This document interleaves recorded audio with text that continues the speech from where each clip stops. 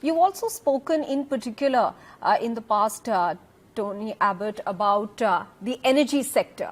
You believe there's more scope for collaboration there?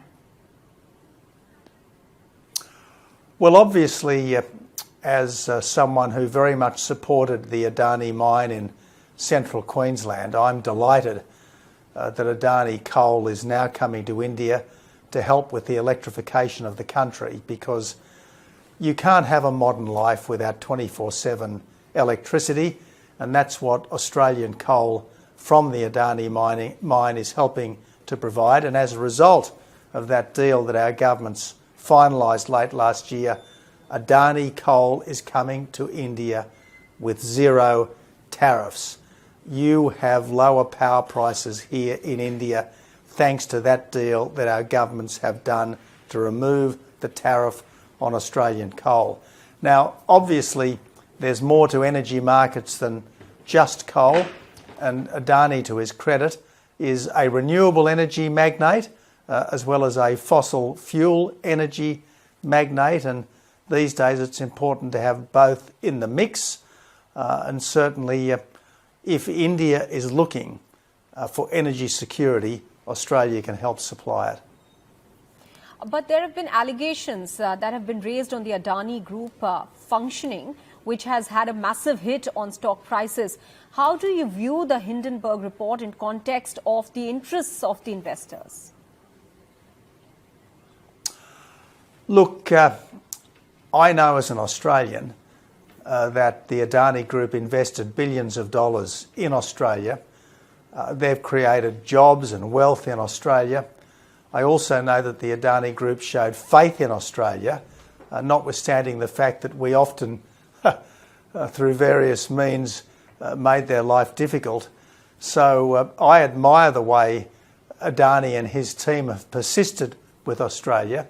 As for the claims that have been made about various stock market dealings and so on, I am confident that if there's anything in them, they'll be referred to the relevant regulator who'll deal with them, because Adani is a company that operates under the law.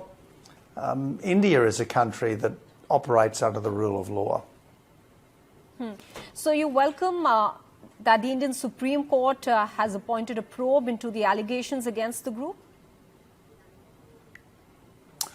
Look, that's what happens. If people make allegations, they're investigated. If there's anything in them, further action is taken. But as I said, as far as I'm concerned, I'm very grateful for the investment that the Adani Group has made in Australia.